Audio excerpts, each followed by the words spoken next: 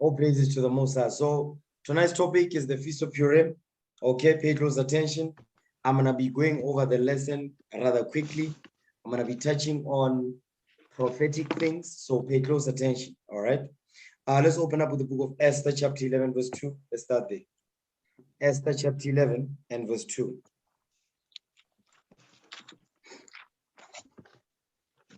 Esther, chapter 11, verse 2. In the second year of the reign of Artaxerxes the Great, in the first day of the month Nisan, Mordecai, the son of Jairus, the son of Semei, the son of Kisai, of the tribe of Benjamin, had a dream. So now, our forefather Mordecai of the tribe of Benjamin, he's having a dream in the second year of Artaxerxes the Great. Artaxerxes the Great is Xerxes the First. Artaxerxes the Great is also called Xerxes the First. Okay, watch this. Let me share my screen real quick so we can get a bit of history. Okay, read that. Xerxes the First. Xerxes the First, reading from wikipedia.org. Xerxes the First, Old Persian, commonly known as Xerxes the Great, was the fourth king of kings of the Achaemenid Empire. Of the Achaemenid Empire, ruling from 486 to 465 BC. So Xerxes the First, which is Artaxerxes the Great, he ruled from 486 to 465 BC. Go ahead. He was the son and successor of Darius the Great, 522 to 486 BC. And his mother was Atossa, a daughter of Cyrus the Great, the founder of the Achaemenid Empire. Like his father, he ruled the empire at its territorial apex. Meaning what? He ruled the empire when the empire was at its apex, when it was doing extremely well. That's when he took the throne. Go ahead. He ruled from 486 BC until his assassination in 465 BC at the hands of Artabanus, the commander of the royal bodyguard. Now watch this. Now read that part right there. We're going to read that. Xerxes, come on. Xerxes is identified with the king Ahasuerus in the biblical book of Esther.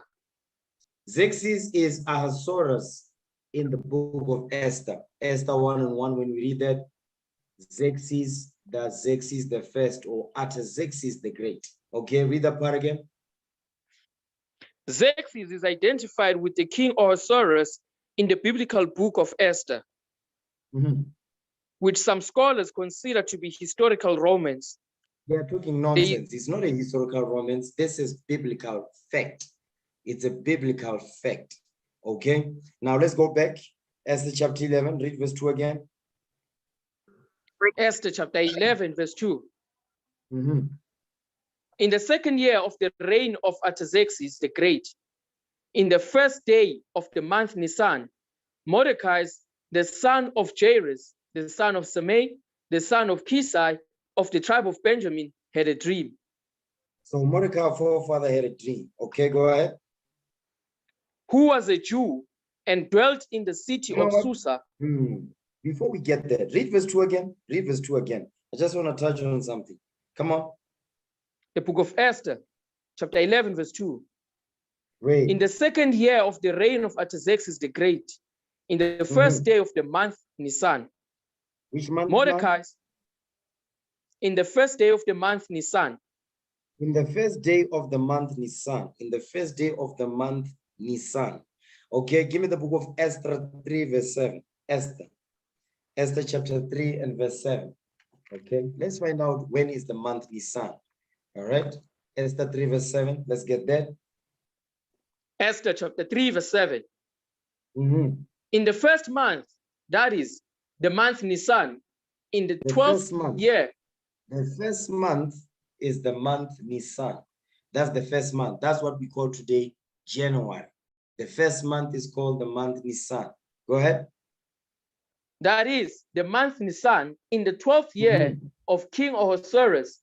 They cast Pu, that is the lot, before Haman from day to day, and from month to month to the 12th month, that is the month Adar. Okay, read verse 7 again. Come on. Esther chapter 3, verse 7. In the Read. first month, that is the month Nisan, in the 12th year of King Ahasuerus, they cast Pur, that is the lot, before Haman from day to day, and from month to month, to the 12th month, that is the month Adar. So the 12th month is the month Adar. So the first month is month Nisan. The 12th month is month Adar. So in the world, when they say there's 12 months in the year, they get it from the Bible.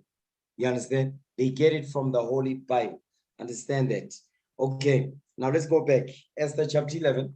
Read verse 2 now. Come on, again. Esther chapter 11, verse 2. In the second year of the reign of Artaxerxes the Great, in the first day of the month Nisan, Mordecai, the son of Jairus, the son of Samei, the son of Kisai, of the tribe of Benjamin, had a dream. So now he had a dream in the first month of the year, which is Nisan. Go ahead. Who was a Jew and dwelt in the city of Susa, a great man, being a servitor in the king's court. So our forefather Mordecai was a servitor in the king's court. So he was serving in the king's palace. Give me Esther 12 verse 1. Okay. Esther 12 verse 1. Come on. Esther chapter 12 verse 1. Read. And Mordecai took his rest in the court with Gabbatha and Tara, the two eunuchs of the king and keepers of the palace. You see that thing? So Mordecai was working with these men, Gabbatha and Tara, the two eunuchs of the king and keepers of the palace. So that's why it says being a servitor in the king's court. Okay, go back. Esther chapter 11, read verse 4 now. Esther chapter 11, verse 4. He was also one of the captives, which Nebuchadnezzar, the king of Babylon, carried from Jerusalem, with Jeconiah, king of Judea, and this was his dream. With Jeconiah, king of Judea, and this was his dream. So our forefather Mordecai was taken into captivity from the time of what? Babylon. When Babylon came to take over the kingdom of Judah, guess what? Mordecai was one of them, was one of the people that was carried into Babylon.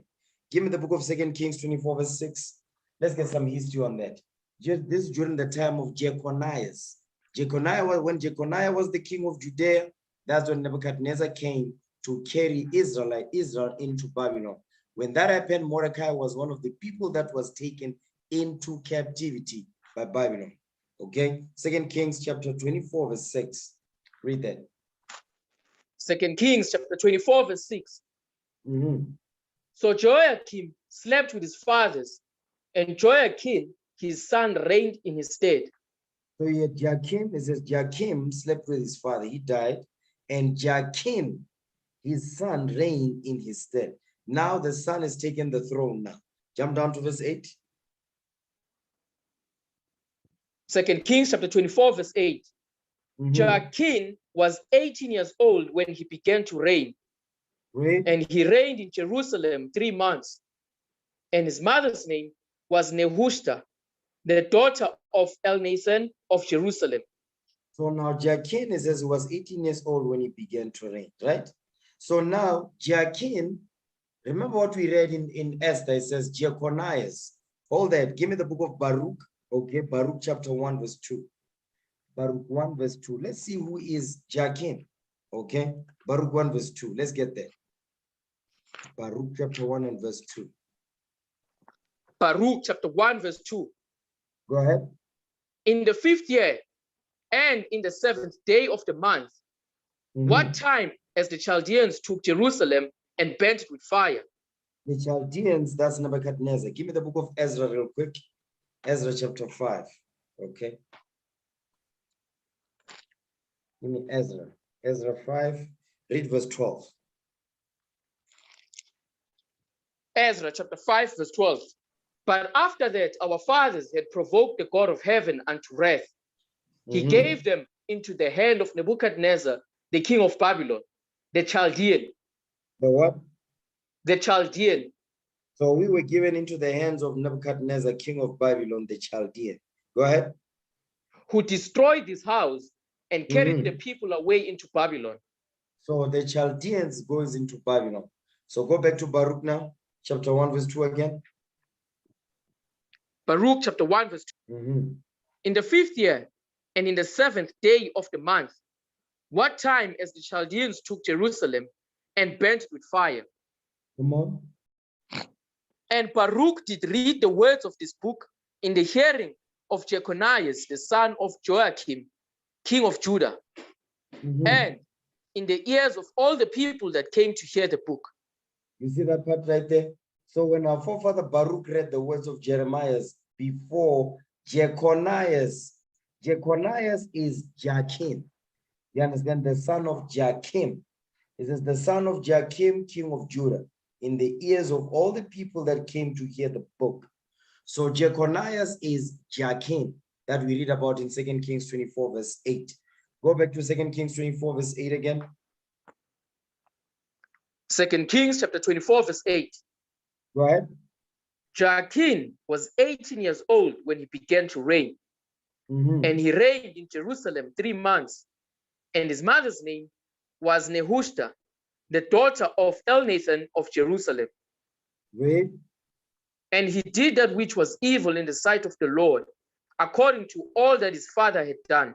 Now we're gonna read. Now we're gonna get the reason why he ended up in Babylon, and all the people of, or most of the people of Judah, the princes and the nobles and so forth, why they went into captivity, because he was evil as hell. Okay, go ahead.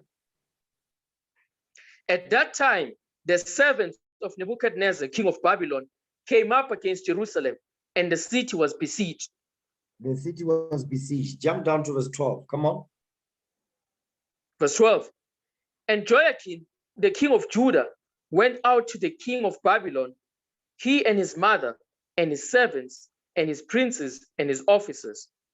And the king of Babylon took him in the 8th year of his reign.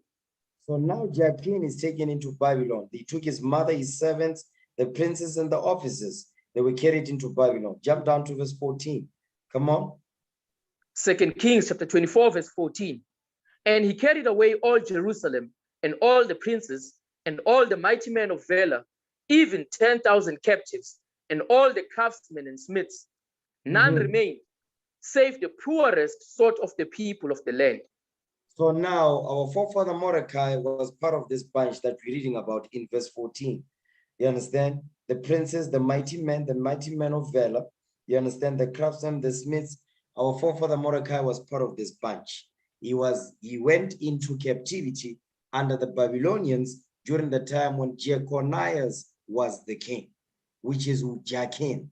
Okay, so go back to Esther chapter 11. Okay, Esther chapter 11, read verse 4 again. Esther chapter 11, verse 4. He was also one of the captives which Nebuchadnezzar, the king of Babylon, carried from Jerusalem with Jeconias, king of Judea. And this was his dream. Now we're going to find out the dream that our forefather Mordecai had. Read on. Come on. Behold, a noise of a tumult with thunder and earthquakes and uproar in the land. Read. And behold, 2 great dragons came forth ready to fight, and their cry was great. So now this dream, it says the noise of a tumult, meaning an angry gathering. You understand? It says, behold, 2 great dragons came forth ready to fight, and their cry was great. Meaning they made a lot of noise, it caused a lot of havoc, you understand, in the Persian Empire. You understand? That's why it says their cry was great. Go ahead. And at their cry, all nations were prepared to battle, that they might fight against the righteous people. That they may fight against the children of Israel. Read. And lo, a day of darkness and obscurity, tribulation and anguish, affliction and great uproar upon the earth. Upon the earth, because at that time Persia was the superpower. Read. And the whole righteous nation was troubled, fearing their own evils, and were ready to perish. Go ahead. Meaning what? They're about to die because of what was going on in Persia, because of these 2 great dragons that was ready to fight, and their cry was great. Read. Then they cried unto God, and upon their cry, as it were from a little fountain, was made a great flood, even much water. Read. The light and the sun rose up, and the lowly were exalted and devoured the glorious. So now what we're reading here is two things are going on here. You've got two great dragons, which we're going to find out who they are. We're going to find out the little fountain, which became a great flood. That's what this chapter is about. That's what the Feast of Purim is about. So here it's written in parable form. Okay, go ahead. Now when Mordecai, who had seen this dream and what God had determined to do, was awake, he bear his dream in mind, and until night, by all means, was desirous to know it.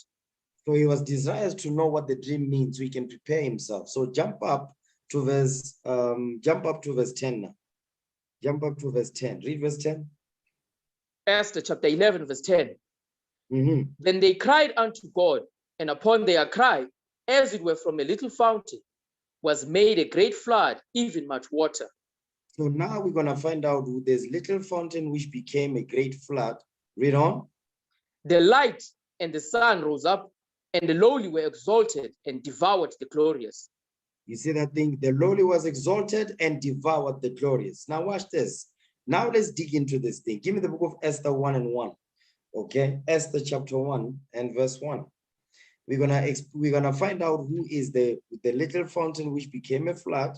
You understand? Even much water. And the light and the sun rose up, and the lowly were exalted and devoured the glorious. Read that, Esther 1 and 1. Come on. Esther chapter 1, verse 1. Mm-hmm. Now it came to pass in the days of Ahasuerus.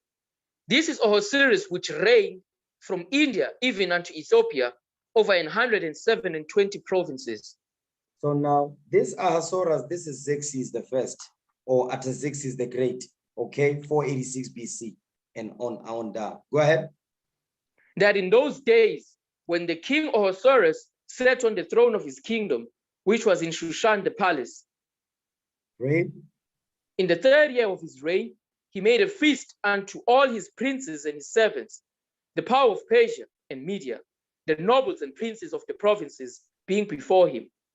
So now in the 3rd year of his reign, he declared a feast. You understand? This Ahasuerus now, he declared a feast, okay, through all his provinces. Jump down to verse 5. Esther chapter 1, verse 5. Mm-hmm. And when these days were expired, the king made a feast unto all the people that were present in Shushan the palace, both unto great and small, 7 days in the court of the garden of the king's palace. So now it says, when the days were expired, it says the king made a feast unto all the people. Remember, he still continued the feast in Shushan the palace, both great and small. This is both great nation and small nations came. You understand? Because he held a feast, a great feast. Jump down to verse 9. Okay, come on.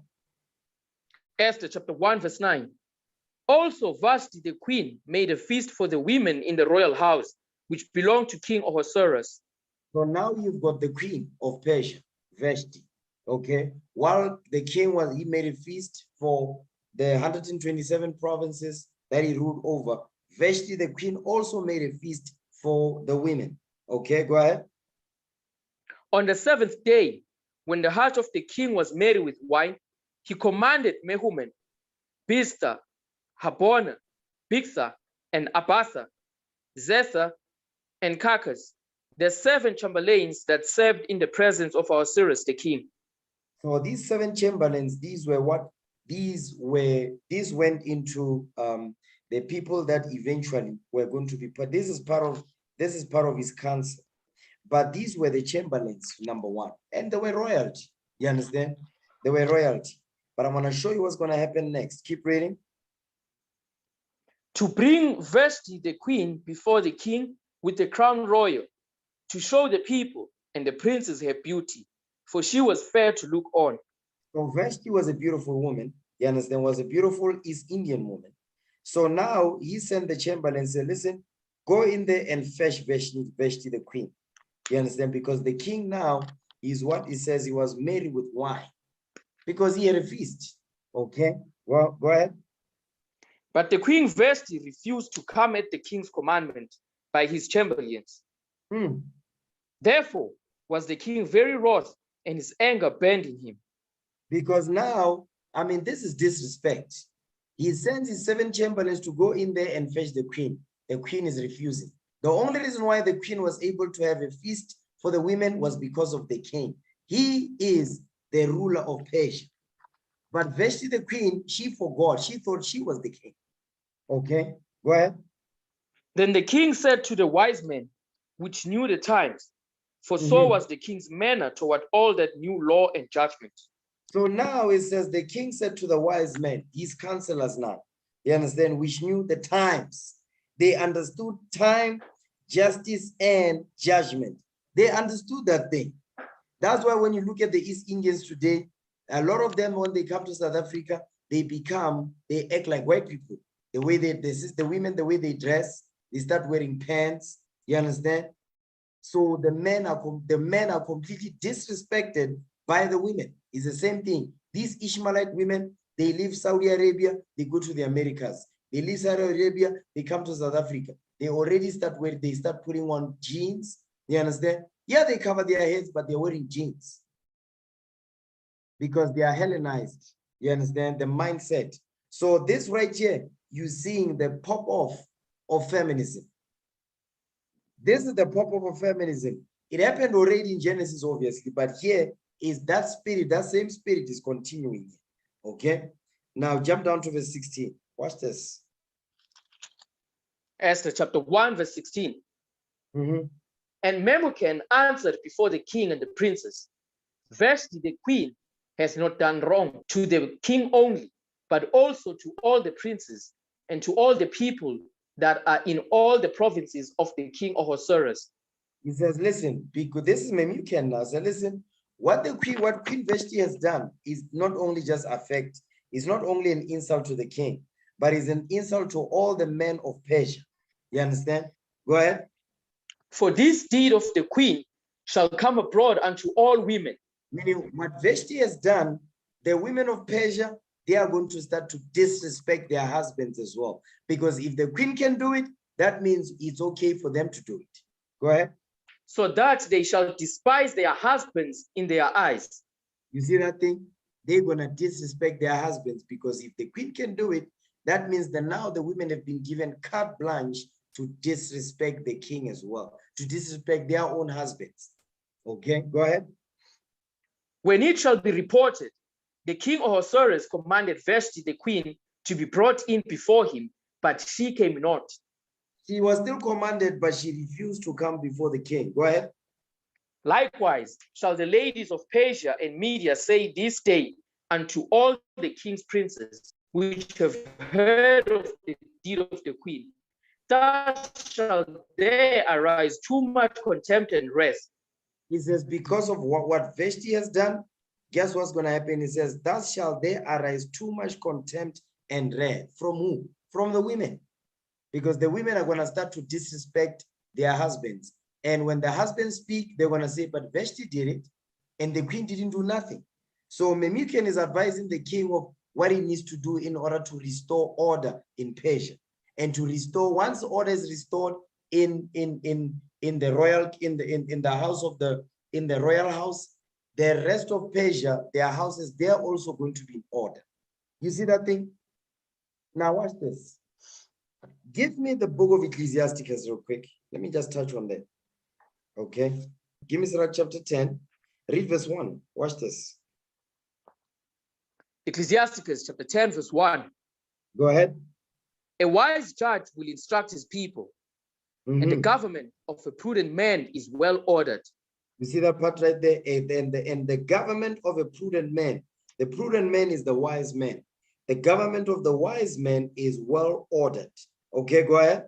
As the judge of the people is himself, so are his officers. And what manner of man the ruler of the city is, such are all they that dwell therein. That dwell in the city that is well ordered by the judge that is wise, that instructs his people. So now what Memucan is explaining is what we're reading here. That if you don't order your house correctly, the rest of Persia, guess what? We're not going to have a say because our women are going to disrespect us if you don't check this woman. If you don't correct this, we are all going to be affected by this. You understand? That's what he's saying. So they understood order. They understood law. It's amazing when Israelites don't understand this thing and the Persians understood it. You can't make it up. Okay, let's go back. Esther chapter 1. Esther chapter 1. Read that verse again. Verse 18. Esther chapter 1, verse 18. Mm-hmm. Likewise shall the ladies of Persia and Media say this day unto all the king's princes, which have heard of the deed of the queen, thus shall there arise too much contempt and wrath. Go ahead. If it please the king, let there go a royal commandment from him, and let it be written among the laws of the Persians and the Medes. You notice it says, let it be written among the laws of Persia, of the Persians and the Medes. So they had laws. They had records, you understand, of laws to govern their kingdom. You see that thing? And the reason why it must be written is so that every king of Persia that is going to sit on the throne, they must make sure that they read that, so that if anything similar happens, they must always refer to the law and say, you see, but according to our customs, we don't allow this thing to go down. You see that? That's why we also today, we have the Holy Bible, because the Holy Bible records our history and it records how we must be well ordered according to the law, statutes, and commandments that the Most High God gave unto us. Read. And let it be written among the laws of the Persians and the Medes, that it be not altered, that Vashti come no more before King Ahasuerus, and let the king give her royal estate unto another that is better than she. All praises to the Most High. So the king of Persia didn't worship the coochie. He did not. He understood that, I mean, he's the king. He can get any woman he wants. So that's why now Memucan is giving what? He's giving the counsel of what he thinks the king should do. Watch this. Verse 20. Go ahead. And when the king's decree which he shall make shall be published throughout all his empire, for it is great, all the wives shall give to their husbands honor, both to great and small. You see that? It says, listen, it says, then if you do this, you look for a woman that is better than Vashti, this demonic Jezebel. It says, listen, it says, all the wives shall give their husbands honor, both to great and small, meaning those that had high positions and those that had low positions, their wives are going to reverence and respect them. You see how they was thinking?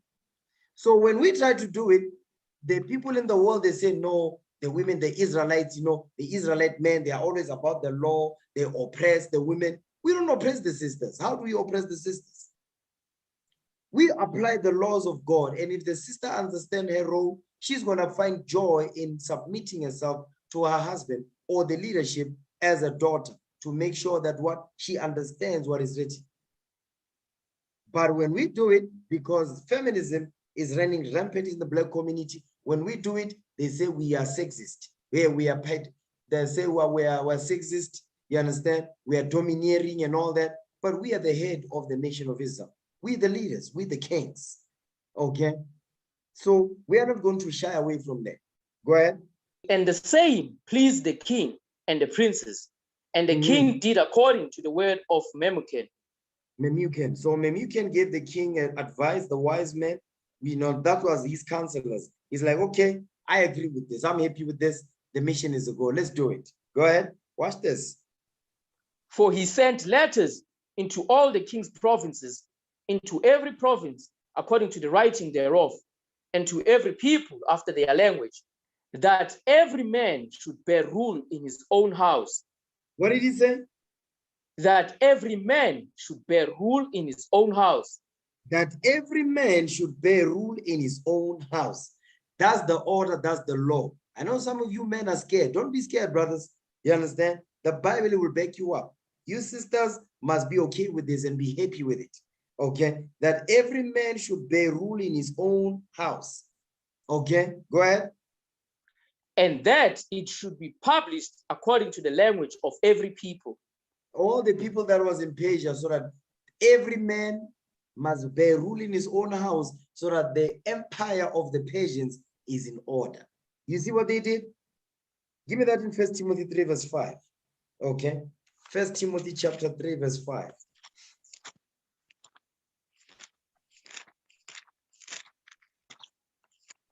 First Timothy chapter 3, verse 5. Mhm. For if a man know not how to rule his own house, how shall he take care of the church of God? You see that thing? If you don't know how to rule your own physical house, your own spiritual house, you will not be able to take care of the 12 tribes of Israel. That's what the Lord is saying right there. Okay? So whether you are married, whether you are unmarried, if you're unmarried, you must be able to rule your own spiritual house well. Guess what? When you get married, you'll be able to rule your own physical house well, because that goes into your wife, your children. Then you're going to be able to deal with the 12 tribes of Israel. Understand that thing, understand that thing. Okay? Now, give me that in Esther 2, verse 5. Because what we're going over is what? We're going over that little fountain that became a river. Watch this. You see, the things are building up. The Most High God had put the spirit in Persia so that Vashti the queen can be a demon, so that they can create an opening for what the Most High God wants to do. Now read that. Esther 2 verse 5, come on. Esther chapter 2, verse 5. Mhm. Now in Shushan, the palace, there was a certain Jew whose name was Mordecai, the son of Jair, the son of Shimei, the son of Kish, a Benjamin, Go ahead.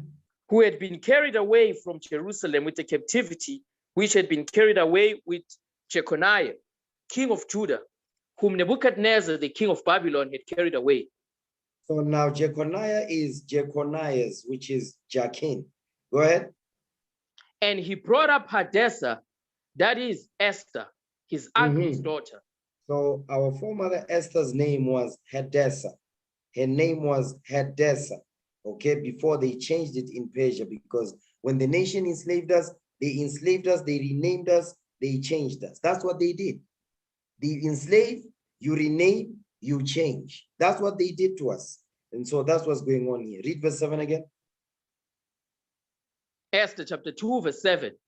And he brought up Hadassah, that is Esther, his uncle's daughter, for she had neither father nor mother, and the maid was fair and beautiful, whom Mordecai, when her father and mother were dead, took for his own daughter. So now Mordecai, our forefather, became a father to our foremother Esther, Hadassah. Okay, go ahead. So it came to pass, when the king's commandment and his decree was heard, and when many maidens were gathered together unto Shushan the palace, to the custody of Haggai, that Esther was brought also unto the king's house, to the custody of Haggai, keeper of the women. So Haggai was the keeper of the women. So now they are gathering all the women of Persia. They understand, like, you know what they do in these shows called The Bachelor and all that. That's what was going on right here. Now they're getting all these women, and they are going to what? They're going to purify them and all that, so that they can be ready for the king, so the king can choose a wife, a queen. Okay, read. And the maiden pleased him, and she obtained kindness of him. And he speedily gave her things for purification, with such things as belonged to her, and 7 maidens, which were meet to be given her, out of the king's house. And he preferred her and her maids unto the best place of the house of the women. So now our foremother, the Lord put the spirit upon her so that she can be well favored. She can obtain favor. You understand? The Most High put the spirit on our foremother Esther for this reason.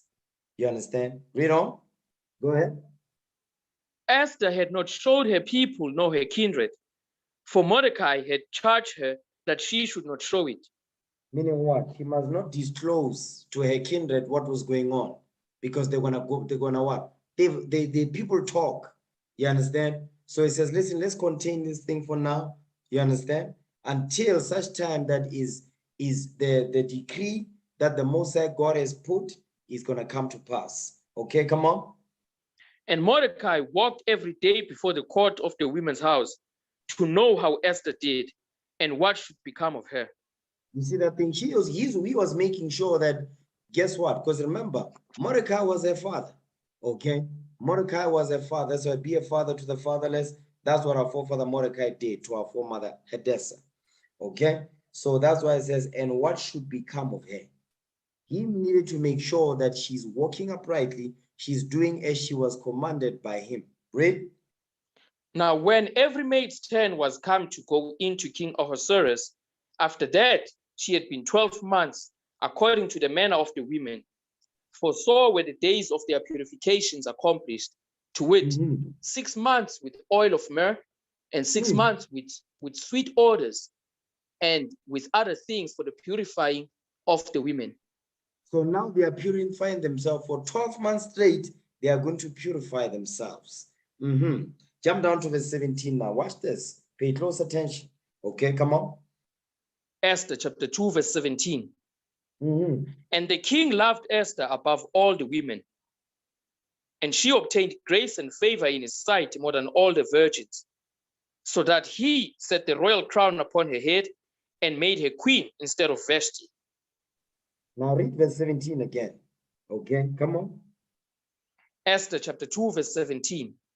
And the king loved Esther above all the women, and she obtained grace and favor in his sight more than all the virgins, so that he set the royal crown upon her head and made her queen instead of Vashti. So now what's happening here is that our foremother Esther Hadassah, she says what? It says the king preferred her and he loved it more than all the women. Okay, so now our foremother Queen Esther is now being made queen of Persia instead of the Jezebel Vashti. Okay, so now what's happening here, this is the pinnacle of what we read in Esther chapter 11. Okay, where Esther, our foremother, is made the queen of Persia. Now watch this. Jump down to verse 20. Read verse 20. Verse 20. Esther had not yet showed her kindred nor her people, as Mordecai had charged her. For Esther did the commandment of Mordecai, like as when she was brought up with him. Meaning what? She obeyed her father. That's what our foremother Esther did. She obeyed her father. And that's why she was able to find favor with who? She was able to obtain favor from the king because the Lord put that spirit upon her because she was obedient. Understand that? Because I know some of you didn't pick that up. The reason why our foremother Esther found herself in this position was because she obeyed her father, Mordecai. You understand? And the most that God was able to do what? To put that spirit that she may be able to obtain favor of the Lord because she obeyed her father and obtained favor with men. That's what, in this context, the king of Persia. Okay? Now watch this. Jump down, read verse 21 now. Come on. In those days, while Mordecai sat in the king's gate, two of the king's chamberlains, Bigthan and Teresh, of those which kept the door, were wroth, and sought to lay hand on the king Ahasuerus. So now these two, Bigthan and Teresh, he says they what? He says they sought to lay hands on the king Ahasuerus. They wanted to what? They wanted to bring harm to the king. Okay, read on. And the thing was known to Mordecai, who told it unto Esther the queen, and Esther certified the king thereof in Mordecai's name. Okay, come on. And when inquisition was made of the matter, it was found out. Therefore, they were both hanged on a tree. And it was written in the book of the Chronicles before the king. So now what's happening here is when this thing was brought to the king at the mouth of our foremother Esther.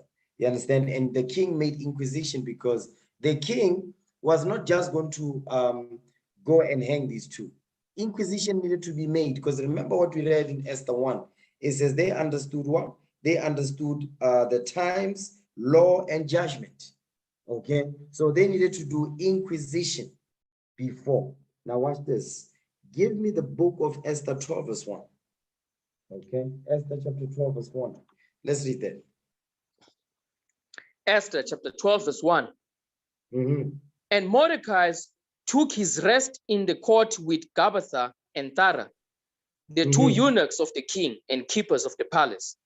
So now these two were eunuchs. They were eunuchs. Okay, go ahead. And he heard their devices and searched out their purposes and learned that they were about to lay hands upon Artaxerxes the king. And so he certified the king of them. He certified the king of them. How did he do it? He spoke to our foremother Queen Esther. Our foremother Esther was able to make this information known to the king. Hence the inquisition after that. Go ahead. Then the king examined the two eunuchs, and after that they had confessed it, they were strangled. You see that thing? Meaning what? They were hanged, they were put to death because they confessed, or yes, Ngamampela, we were going to do this thing. Okay, go ahead. And the king made a record of these things, and Mordecai also wrote thereof. Great. So the king commanded Mordecai to serve in the court, and for this he rewarded him. So now, after hearing that Mordecai is the one that actually helped the king of Persia, you understand? From those two that wanted to put him to death, guess what? Our forefather Mordecai was promoted. He was given a reward. You understand? He received favor of the king. Because imagine, let's say, you are at work and you're hearing wicked Negroes at work planning to assassinate your boss. Your boss might be an Edomite. Your boss might be a Persian. Your boss might be a Chinese and so forth. Guess what? And like they're actually planning to do this thing, and something that you apply Leviticus 5:1. Because that's what our forefather Mordecai did here. He didn't keep quiet, because the judgment that was going to come upon the king was also going to touch him as well. Understand that? Because if the king of Persia is killed, that means what's going to happen to our former Queen Esther. She might also be put to death. Mordecai, he might also be put to death. You see that thing? So our forefather Mordecai was a wise man. Understand that. Give me the book of Esther 3:1. Okay? Esther chapter 3:1. Mm-hmm. After these things, did King Ahasuerus promote Haman, the son of Hammedatha, the Agagite, and advanced him, and set his seat above all the princes that were with him. Wait. And all the king's servants that were in the king's gate bowed and reverenced Haman, for the king had so commanded concerning him. But Mordecai bowed not, nor did him reverence. So Mordecai, our forefather, didn't bow down to Haman. Haman, who the king of Persia, he put him second in charge in Persia. Okay, come on. Remember, it says, after these things did Ahasuerus promote. What things? The things we read in chapter 2, verse 21 down to verse 23. Okay. Yes, Mordecai was given reward. Haman also, remember, he was given what? He was given a good position in Persia. Okay. Because remember, when these nations are ruling, they are allied. They work together when they have people in captivity. The same thing that is happening today. You have Esau as the superpower. Then the next thing, the people that are next is who? Ishmael. Because that's how Esau is able to get oil from Saudi. That's why you see the Saudi prince, they'll be running around with planes and helicopters and yachts and Ferraris and all that. Yes. Moab, you got Ammon and all that. These nations, they support America. Likewise, what was going on here, that is what was going on. Okay, read on. Then the king's servants, which were in the king's gate, said unto Mordecai, why transgressed thou the king's commandment? Mm-hmm. Now it came to pass, when they spake daily unto him, and he hearkened not unto them, that they told Haman to see whether Mordecai's matters would stand, for he had told them that he was a Jew. So now the reason why I'm going over this, I'm painting a picture for what we're gonna read in a couple of somethings. So now I'm just painting a picture for you. We're gonna go backwards. Go ahead, verse 5. Come on. And when Haman saw that Mordecai bowed not, nor did him reverence, then was Haman full of wrath. So now the reason why he's angry, and remember it says Mordecai told them that he is a Jew. Give me that in give me the book of Acts real quick. Okay, give me Acts. You know what? Before you give me Acts, give me Revelation 19. Okay, this is the reason why our forefather Mordecai didn't bow the knee. You understand? We don't do it amongst each other. Why should we do it to the other nations? Watch this. Revelation chapter 19. Okay, read verse 10. Come on. Revelation chapter 19, verse 10. Mm-hmm. And I fell at his feet to worship him. And he said unto me, see thou do it not. I am thy fellow servant and of thy brethren that have the testimony of Jesus. worship God. For the testimony of Jesus is the spirit of prophecy. You see what it says? It says he wanted to fall at his feet to worship him. And he said, listen, brother, see thou do it not. I am thy fellow servant and of thy brethren that have the testimony of Jesus. So this is against the law for us to do that, even amongst ourselves. You don't bow down. That's why when some brothers, they're bugged out, they come to camp, they say, no, pray for me and all that. They be kneeling. We'll be telling them, no, brother, get up. Don't be doing that. Because why? Because it's written in the scripts. So here, our forefather Mordecai said, I'm not going to bow down to you because I'm a Jew. It's against my laws. It's against the laws of my God to bow down to you. Okay? Go back to Esther, chapter 3. Read verse 5 now, again. The book of Esther, chapter 3, verse 5. And when Haman saw that Mordecai bowed not, nor did him reverence, then was Haman full of wrath. So Haman was mad as hell. He was upset. Go ahead. And he thought scorn to lay hands on Mordecai alone, for they had showed him the people of Mordecai. Wherefore Haman sought to destroy all the Jews that were throughout the whole kingdom of Ahasuerus, even the people of Mordecai. So now I'm setting it up for you. Okay, right now what we're reading here. Now watch this. Give me the book of Esther. Okay, give me Esther 2 verse 17. Esther 2 verse 17. I'm gonna go backwards a little bit. Get Esther 2 verse 17. Read that for me. The book of Esther, chapter 2, verse 17. Go ahead. And the king loved Esther above all the women, and she obtained grace and favor in his sight more than all the virgins, so that he set the royal crown upon her head and made her queen instead of Vashti. Now give me Esther chapter 11. Esther chapter 11 and verse 10. The book of Esther, chapter 11, verses 10. Then they cried unto God, and upon their cry, as it were from a little fountain, was made a great flood, even much water. So now when it says this little fountain, which was made a great flood, is because what? Because our foremother Esther was made queen of Persia. That's why it says the little fountain was made a great flood, even much water, because now the Most High God had put our foremother in the position where she had power to what? To have influence. She had influence in Persia. Okay, and because of that, she would be able to what? To make executive decision at the permission of the king. You understand? And we're gonna read that later on in the chapter as we're going over this lesson. Now watch this. Give me the book of Esther now, give me Esther chapter 10. Give me Esther 10 and verse 6. Give me Esther 10 verse 6. The book of Esther, chapter 10, verse 6. A little fountain became a river, and there was light, and the sun, and much water.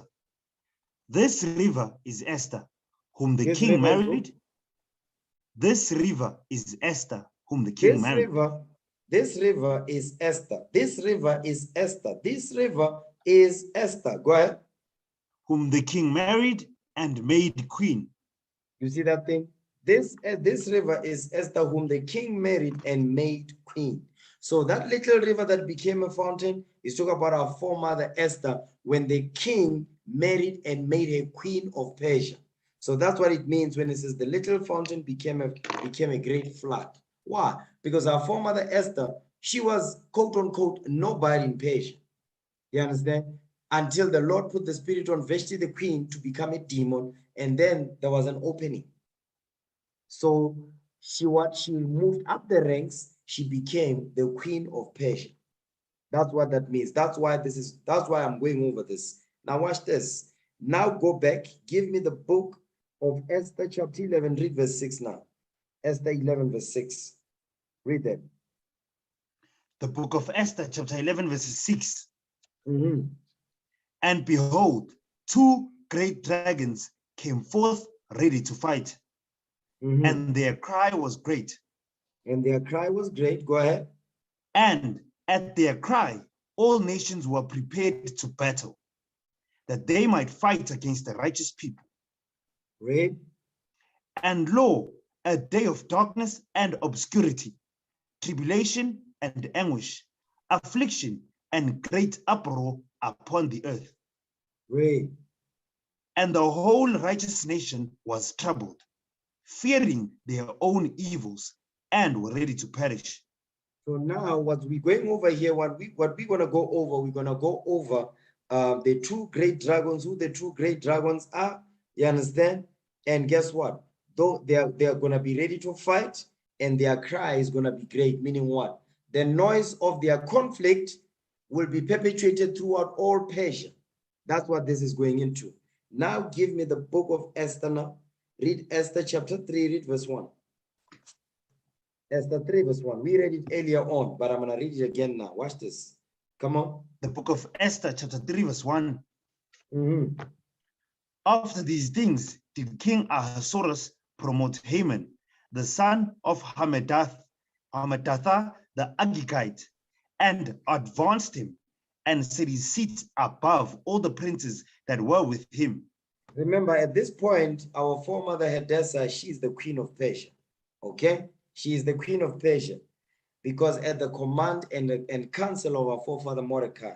Now, what happened was the two eunuchs, they plotted to kill the king, to slay the king, to lay hands on the king, and our forefather, the Lord put the spirit upon our forefather Mordecai to what? To find out what their plan was. And he brought the matter to the king through our foremother Hadassah, the queen of Persia.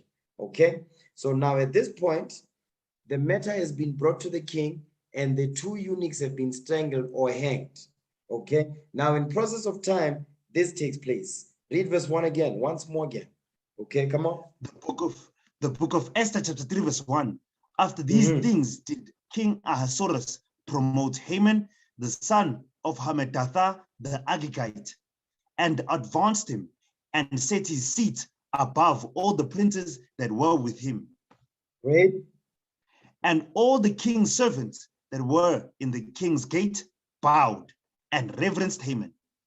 For the king had so commanded concerning him. But Mordecai bowed not, nor did him reverence. Because the king gave him power, because he was second in command in Persia. He was second in command. So now all the people, they were bowing down unto Haman. Read. Then the king's servants, which were in the king's gate, said unto Mordecai, why transgressest thou the king's commandment? Why are you going against the king's commandment? What was the king's commandment? He wanted people to bow down to Haman, but our forefather Mordecai did not. Go ahead. Now it came to pass, when they spake daily unto him, and he hearkened not unto them, that they told Haman, to see whether Mordecai's matters would stand, for he had told them that he was a Jew.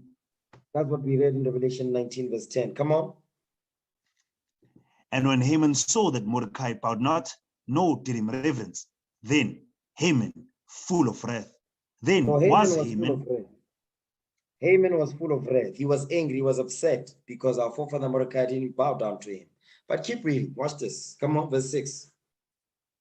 The book of Esther, chapter 3, verse 6. And they thought scorn to lay hands on Mordecai alone, for they had showed him the people of Mordecai. Wherefore Haman sought to destroy all the Jews that were throughout the whole kingdom of Ahasuerus, even the people of Mordecai.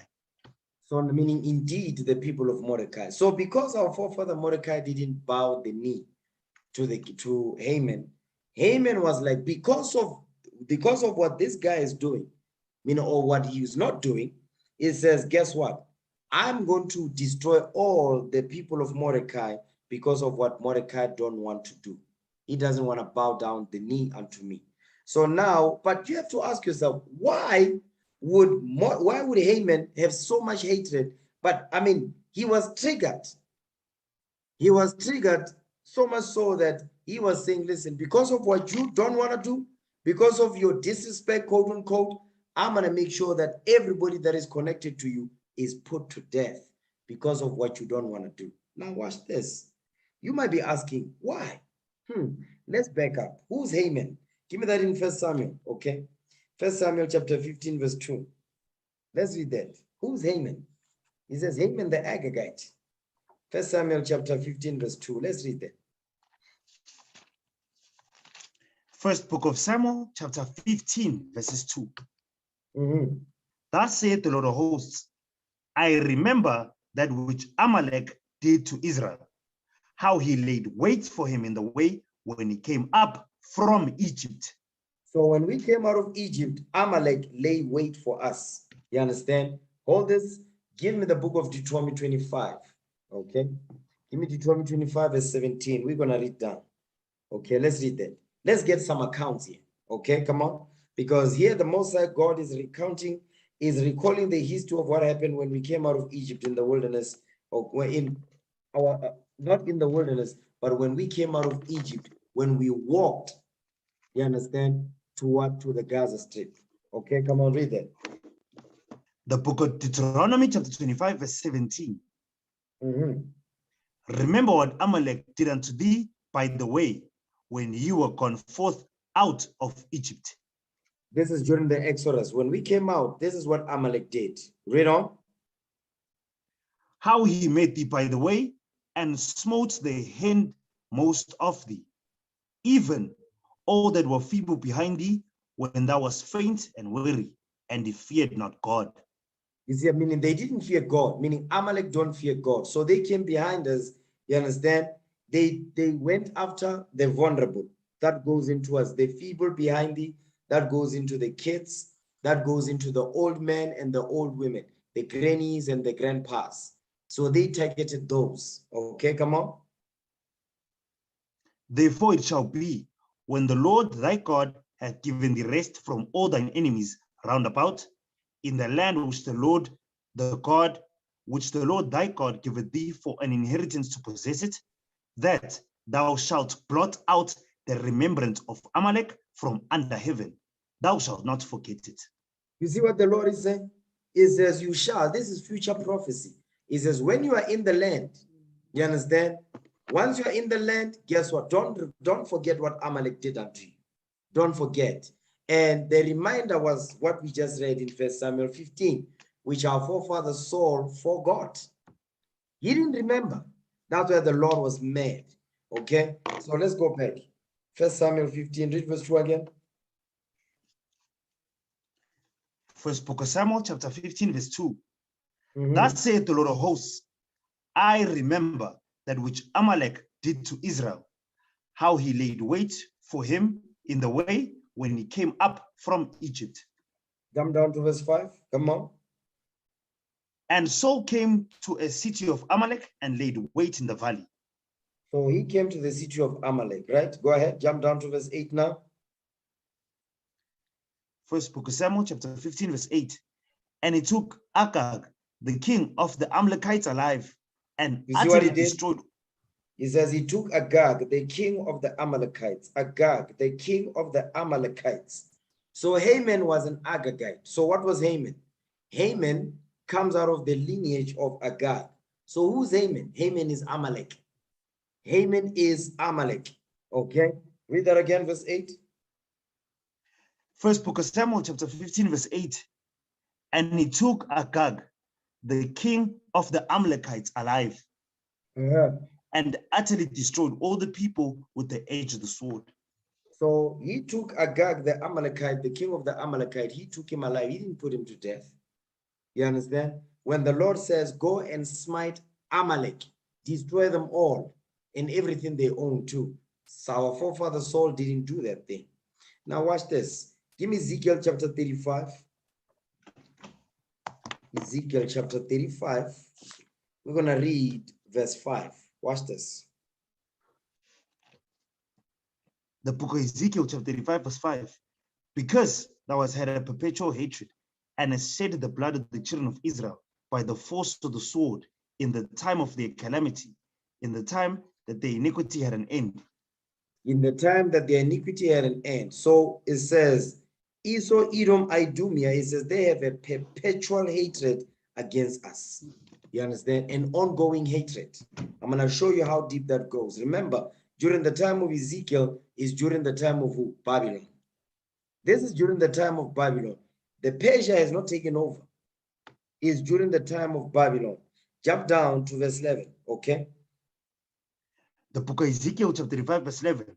Therefore, as I live, saith the Lord God, I will even do according to thine anger and according to thine envy, which thou hast used out of thy hatred against them.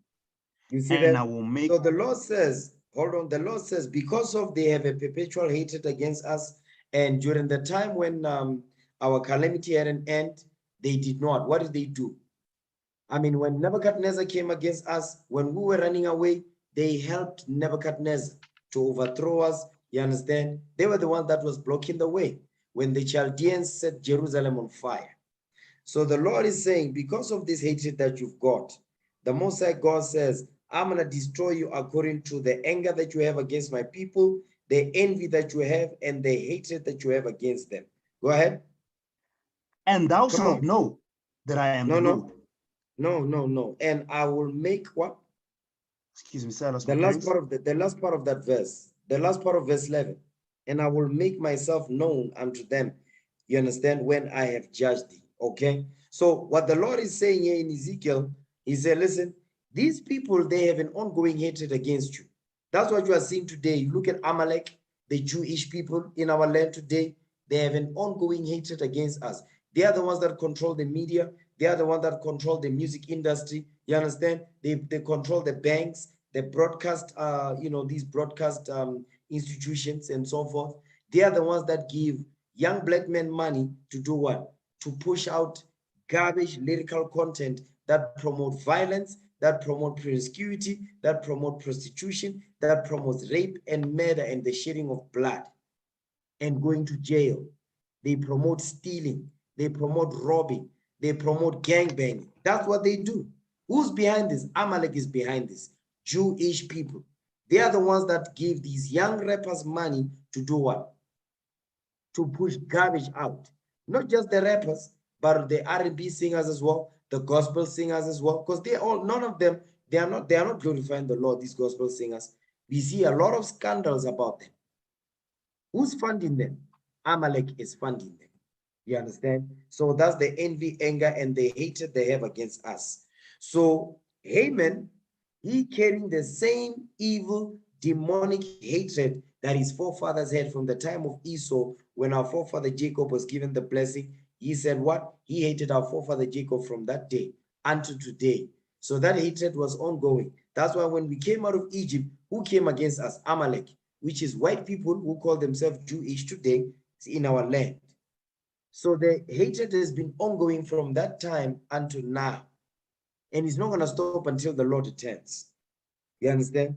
So the reason why I'm bringing this out is why I'm showing you the reason why Haman was so angry and upset is because of the ongoing hatred from the time of Genesis unto this day. Understand that. Now give me Ezekiel 36 verse 5. Read that. The book of Ezekiel, chapter 36, verse 5. Come on. Therefore, thus saith the Lord God, surely in the fire of my jealousy have I spoken against the residue of the heathen, and against all Idumea, which have appointed, and against all Idumea. And against all Idumea, Edom, the so-called white man, Esau, Edom, Idumea, against all Idumea, you understand? What did they do? Go ahead. Which have appointed my land into their possession with the joy of all their heart. You see that thing? They have appointed them to themselves God's land into their possession. When were they put in there? In 1948. Another land that they appointed to themselves was what? North America, because that's where the tribe of Gad, that's their land over there. You understand? They left during the time of Persia to go to another land where never mankind dwelt. When Christopher Columbus, during the age of discovery, they went over there, they say, oh, we discovered America, but they found people there already. You see that thing? So what do? Whatever land that the Lord gives us, Esau, Edom, Idumea, they are always there, wanting to take the land from us. Okay, right? Because of that perpetual hatred, right?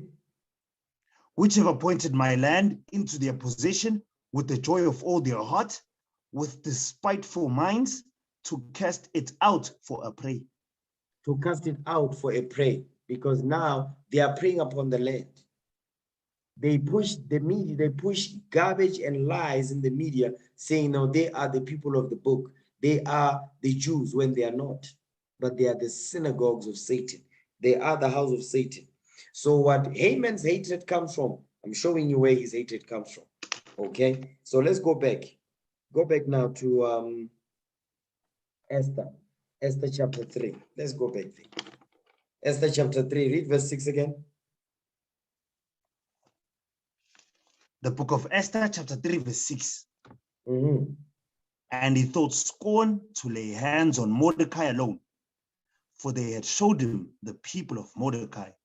Wherefore Haman sought to destroy all the Jews that were throughout all the kingdom of Ahasuerus, even the people of Mordecai. So now the reason why he wanted to destroy all the Jews was not just because he didn't want to bow down. You understand? It was because of the deep level of hatred that he has from what? From his forefathers. So now what you are seeing here, I mean, it's a small thing, but just guess what? It just blew up. You see that thing? Watch this. Go back to the prophecy. Go back to Esther chapter 11. I'm going to show you that. Esther 11 verse 6 again. Watch this. The book of Esther, chapter 11, verse 6. And behold, two great dragons came forth ready to fight, and their cry was great. You see that part right there? And their cry was great. Their cry was great. Remember, it's talking about who? It goes into our forefather Mordecai and Haman. They are the dragon. They are the two dragons that were ready to fight, and their cry was great. Now we're gonna see the cry that Haman made. You understand? That became great. What was the cry that became great that Haman made? Because why? Our forefather Mordecai didn't bow down to him. Now watch this. Now let's go back. Esther chapter 3, read verse 8 now. We're going to see the cry that one of the dragons made that perpetrated throughout all Persia for the destruction of our forefathers. Okay? Read that. Esther chapter 3, read verse 8. The book of Esther, chapter 3, verse 8. Mm-hmm. And Haman said unto King Ahasuerus, there is a certain people scattered abroad and dispersed among the people in all the provinces of thy kingdom. And their laws are diverse from all people. Neither keep they the king's laws. Therefore, it is not for the king's profit to suffer. So now Haman, what is he doing? He is slandering us now. He's slandering all 12 tribes because of what? Because our forefather Mordecai, what he did not do. And was he justified in not going down to Haman? Yes, because it's written in the law. Okay, come on. If it please the king, let it be written that they may be destroyed. And I will pay 10,000 talents of silver to the hands of those that have the charge of the business to bring it to the king's treasuries. So now he said, listen, I'm going to pay you money. I'm willing to pay you top dollar to make sure that these people, they disappear. You understand? That's what he's saying. Because remember, and the reason why the king believes Haman is because of what? He's the second in charge. So obviously the assumption is he must done some research because he's trusted in Persia. You understand? Go ahead. The book of Esther, chapter 3, verse 10. And the king took his ring from his hand and gave it unto Haman, the son of Hammedatha, and the Agagite, the Jews' enemy. You see what he's saying? He says, the king took his ring from his hand and gave it unto Haman, the son of Hammedatha, the Agagite, the Jews' enemy. How is he a Jews' enemy? We read in Ezekiel 35. We read in Ezekiel 36. We read it in Deuteronomy 25 verse 17 down. Because they are what? They have a perpetual hatred against us, an ongoing hatred from the time of Genesis 27 verse 41 through 42 all the way up to today. It goes back all the way to Genesis, the 4th chapter, Genesis, the 3rd chapter. The same thing has been ongoing from the time of Genesis unto this day. So what you are seeing here is escalating the situation. That's why it says he made a great cry. Okay, this is the cry that we're reading about that Haman made. Read. And the king said unto Haman, the silver is given to thee, the people also, to do with them as it seemeth good to thee. Now he's even giving him people to help him to what? To make sure that these people that are causing problems in his kingdom, they all must be wiped out. Go ahead. Then were the king's scribes called unto the 13th day of the 1st month, and there was written according to all that Haman had commanded unto the king's lieutenants, and to the king's governors that were over every province, and to the rulers of every people of every province, according to the writing thereof, and to every people after their language, in the name of King Ahasuerus was it written and sealed with the king's ring. So now they put the seal of a king upon it, so that everybody knows that this thing is a valid decree that must go out against all the people of the Jews that do what? Because they have laws that are contrary to everybody in Persia, and they are not according to they are not for the betterment of the empire. That's what he's telling the king here. Go ahead, verse 13.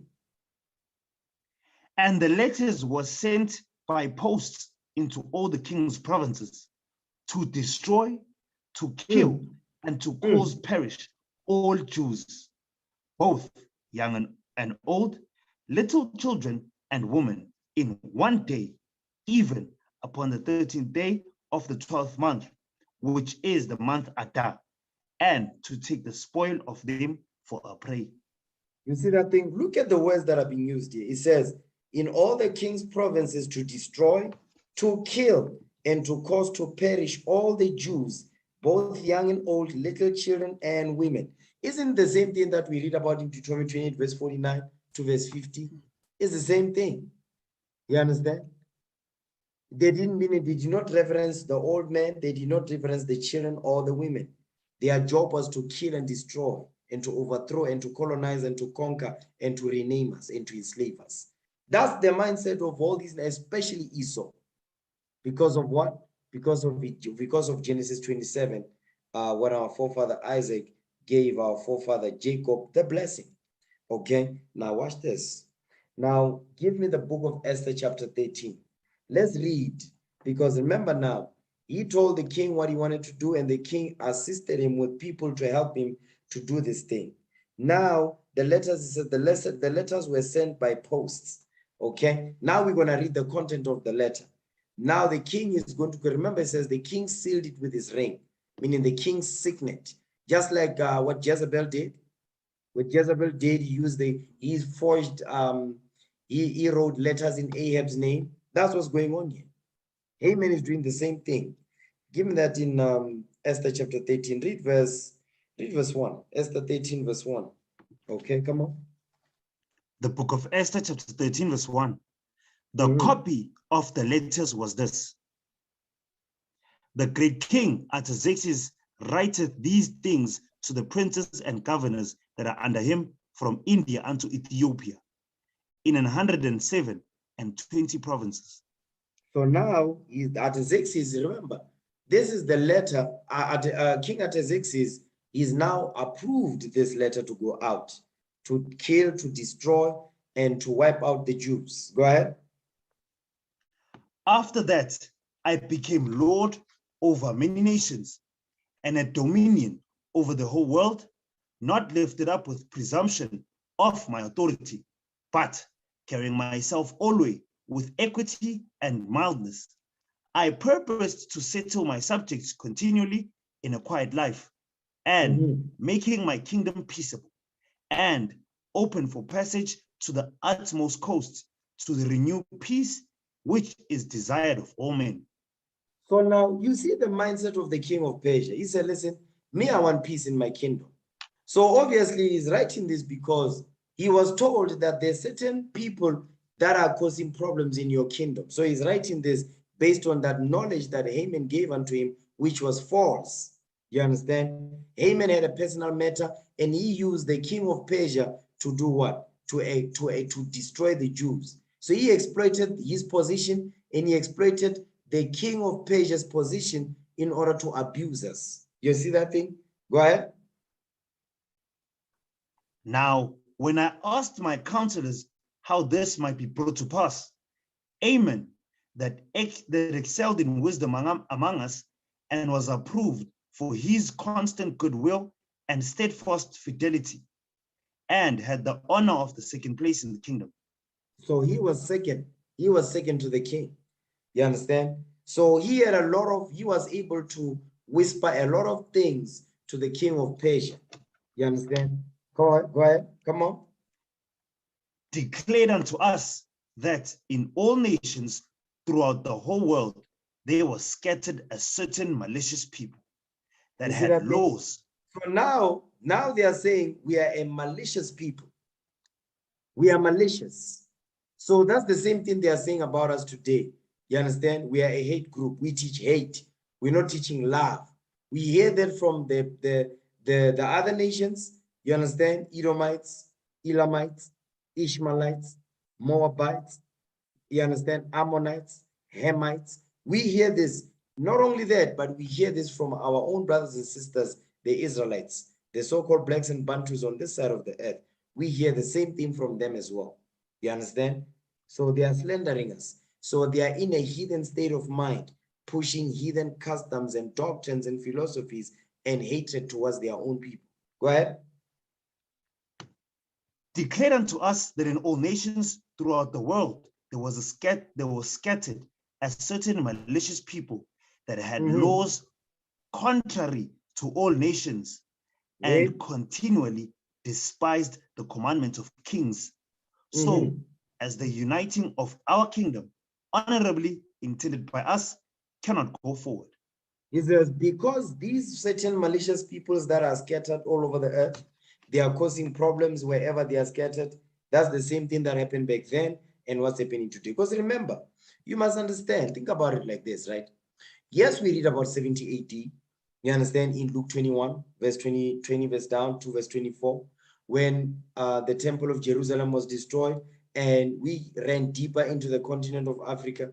That wasn't the first time when we ran deeper into the continent. You understand? There were times, during the time of Babylon. Guess what? When we're being persecuted by the Babylonians, where did we run to? Where did we run to? We ran into Africa. When we're persecuted by the Assyrians, what do you think many of our forefathers did? They ran into the continent. They set up they started to mingle with the heathens, the Hamites, you understand? And they've been there ever since. So don't think we started to mingle with the Hamites now after 70 AD. No. Whenever we're persecuted, we ran into Africa and we were hiding. We mingled ourselves among the Hamites, and we set up families, we set up kingdoms and all that. So in 70 AD, when we ran deeper into the continent, we ran to our forefathers that we knew went in Egypt deeper into the continent of Africa already, way before that. BC, not AD, BC. We knew that because we always kept records. You understand? So this is for you brothers that teach on the street. Keep that in mind. Okay? Keep that in mind. You men understand that? Yes, sir. Yes, sir. Okay. Yes, now sir. read verse 5 now again. Come on. The book of Esther, chapter 13, verse 5. Read. Seeing then, we understand that this people alone is continually in opposition unto all men, differing in the strange manner of their laws, and evil affected to our state, working all the mischief they can, that our kingdom may not be firmly established. You see what he's saying, Haman? He says, our kingdom. So in his mind, the kingdom of Persia also belongs to him. You see that thing? That is mindset. Okay, come on. That's why now white people, these Edomites, now during in the 1600s when they came over here, Jan van Riebeeck and all that, Vasco da Gama, Bartholomew Diaz, and so forth. They think now South Africa is their country when it's not. That's the mindset that Haman has. That's his forefathers also, you know, his children that came after him, which is the Boers, the Portuguese, the Spaniards, the Dutch, the French, and the British, the Americans, the Europeans, they all think the same way. You see that thing? Go ahead. Verse 6. Therefore have we commanded that all they that are signified in writing unto you by Haman, who is ordained over their affairs and is next unto us, shall all with their wives and children be utterly destroyed by the sword of their enemies, without all mercy and pity, the 14th day of the 12th month Adar of this present year. You see that thing? So remember, this was going on here. This is a process in the process of time. Remember, he had a dream when in the month Nisan. Now 11 months has gone by. This is the 12th month now in the month Adar. Go ahead. I'm going to show you something what we read in 1 Samuel. I'm going to show you what we read in Deuteronomy chapter 25, verse 17 down. I'm going to show you something with this verse. Read verse 7 again. The book of Esther, chapter 13, verse 7. That they who of old and now also are malicious. Stop right there. You see that part right there? It says that they who of old, meaning back in the day, generations before. Now who of old and now, meaning these people, that means Haman knew our history. You understand? That's why he says who of old and now. He's going back to the previous generations before us, before the current generation during the time of Persia. So he's referring back to Egypt, Assyria, you understand? Babylon. Then now we are in Persia. That's why it's of old and now, and now, and now. Okay, come on. That they of old and now also are malicious, may in one day with violence go into the grave, and so ever hereafter cause our affairs to be well settled and without trouble. You see that thing? So the nations, basically what the nations wants is to wipe us out. That's what the nations want. The mindset that Haman has here, who is Amalek, the Jewish people, those imposters in our land calling themselves Jewish, that's how they think. They wish that we can be wiped out. But whatever the Balfour Declaration of 1917, which was ordained, you understand, which came to pass in 1948, is going to fall because that's a lie. They stole our identity and they are living in a land that don't belong to them, including the Palestinians as well, because they don't belong in that land. That's our land. When you read the book of Joel 3, verse 3 down. Okay, now, watch this. Now, you see what's going on here? Haman made a huge cry. So now the letters are sent all over Persia so that our forefathers in the 127 provinces can be marked for death, including their wives and their children, their houses broken into and destroyed. You see that thing? So now, watch this. In light of this, give me the book of Esther, okay? Give me Esther 4. Give me Esther 4, verse 1. Watch this. The book of Esther, chapter 4, verse 1. When Mordecai perceived all that was done, Mordecai rent his clothes and put on sackcloth with ashes, and went out into the midst of the city and cried with a loud and a bitter cry. Now read verse 1 again. I need you men to pick up things here, okay? Remember what we read in Esther chapter 11, okay? Now read that verse again. The book of Esther, chapter 4, verse 1. When Mordecai perceived all that was done, Mordecai rent his clothes and put on sackcloth with ashes, and went out into the midst of the city and cried with a loud and a bitter cry. You see what he did? He says, and he cried with a loud and a bitter cry. Because what we read in the prophecy, you understand, in the dream that Mordecai, our forefather, had, that's the same wording that was used. Now this is the cry that our forefather Mordecai is going to make. hold this. Go back to Esther. Give me Esther now. Esther 10. Esther chapter 10 and verse 7. Watch this. The book of Esther, chapter 10, verse 7. And the two dragons are I and Haman and Amen. It says that, and the true dragons are I and Haman. So these two dragons making reference to our forefather Mordecai, and that demon Jewish Amalekite Haman. Okay, Haman made a cry. He went to the king of Persia. You understand? He says, I'm going to pay you to make sure that all the 127 provinces that you are ruling over, the Jews must be marked for death.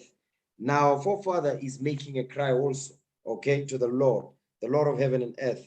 And this is what this is what the Most High will put on this, put in the spirit of forefather Mordecai on what to do. Go back to Esther 4 now. Read verse 1 again.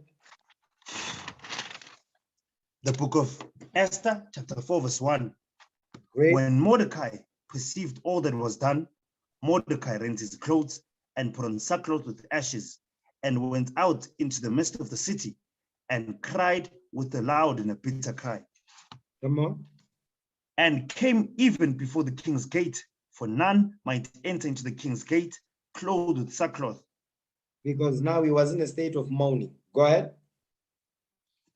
And in every province, whithersoever the king's commandment and his decree came, there was a great mourning among the Jews, and fasting and weeping and wailing, and many lay in sackcloth and ashes. You see that thing? Now they went out a decree. Listen, we need to fast. We need to fast and prepare for war. You understand?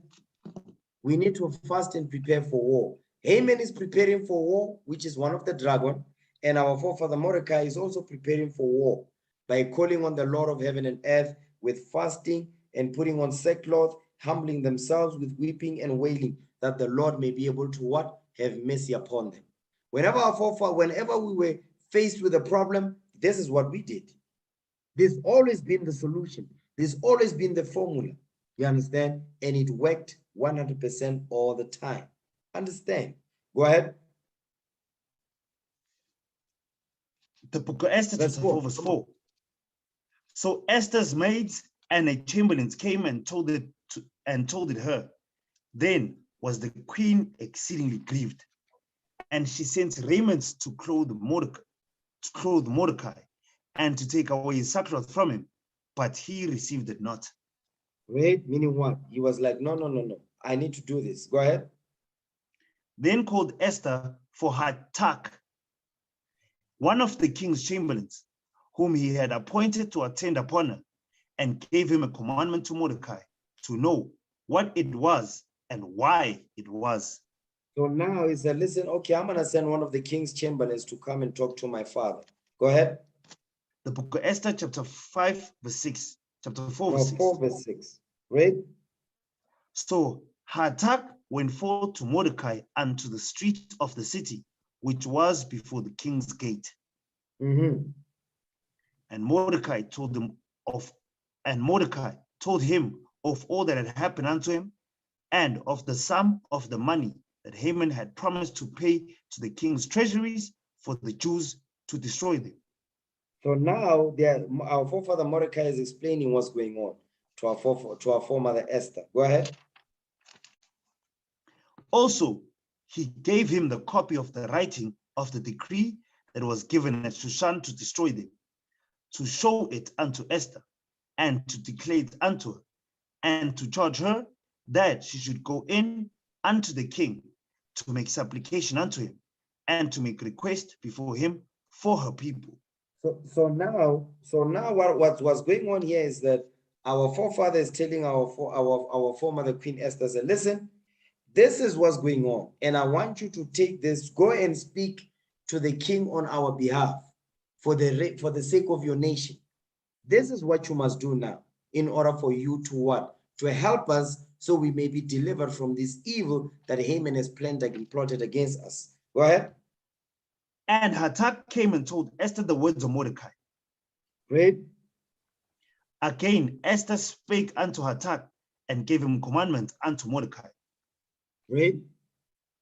All the king's servants and the people of the king's provinces do know that whosoever, whether man or woman, shall come unto the king into the inner court, who is not called, there is one law of his to put him to death. You see Except that? such.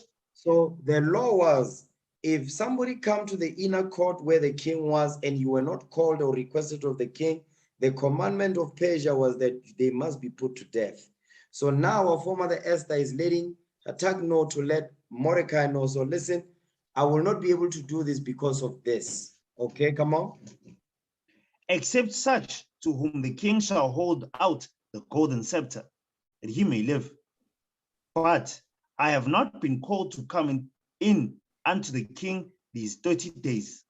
He says, I have not been called to come into the king for 30 days. Go ahead. And they told to Mordecai Esther's words. Then Mordecai commanded to answer Esther, think not with thyself that thou shalt escape in the king's house more than all the Jews. So now now Mordecai is checking. He said, listen, don't think, he says, don't think that when you are going to escape, you understand, because you are the queen more than all the Jews. That's what he's telling you. Listen, because when you examine our people today, you've got many of our sisters in power today. They've got a lot of influence, you understand? They have a lot of influence in the media. They have a lot of influence in the celebrity cycles and all that, in government and all that. But they are doing nothing for their people. You understand? Excuse me. Look at people like Basesta Kumar. What are they doing for the community? Nothing. Except they are exploiting their community by pushing out TV shows that exploit our people. What are they doing for the nation? Nothing. You understand? Look at what is this woman? I think she's the owner of some football club, right? What's her name? Mam Kize, sir. Mam Kize. What is she doing for the community? Nothing. All she's doing is that she's been rocking Gucci and Bentleys and Rolls Royce and all that. But what is she doing for the nation? Nothing. You see that thing? They just floss. They just flaunt. You understand? They are flossing and flaunting to our people, or when they've got money. They are not a benefit to the nation at all. Look at people like Oprah. You understand? What are they doing for their people? You see all these billions that they have, you know the amount of good they can do for their community, but they are doing it not. So that's the same mindset that our foremother Queen Esther had here at this point. That's why our forefather Mordecai had to check and say, listen, don't think you're going to survive when destruction comes because you are the queen. Okay, go ahead. Verse 14, watch this. The book of Esther, chapter 4, verse 14. For if thou altogether holdest thy peace at this time, then shall there enlargement and deliverance arise to the Jews from another place. You see what it says? Deliverance will come from somewhere else if you don't change your mind. If you're still sticking to what you said, telling me, guess what? Deliverance will come from somewhere else for the people, for the nation of Israel. Go ahead. But thou and thy father's house shall be destroyed. And who knoweth whether thou art come to the kingdom for such a time as this? You see what he's telling you?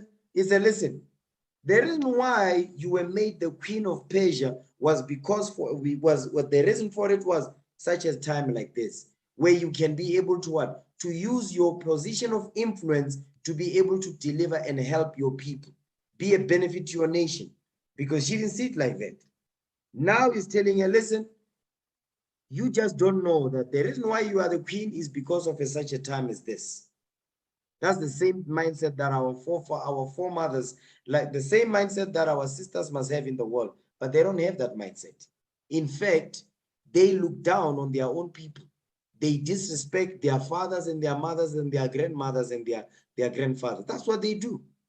You hear the stories on the news. You understand? So now she's been checked here. So likewise, you sisters, I'm going to paint a picture like this. Some of you, a lot of you sisters, obviously, the white man is creating environment and is creating environment and a condition to favor you. That's why I see a lot today.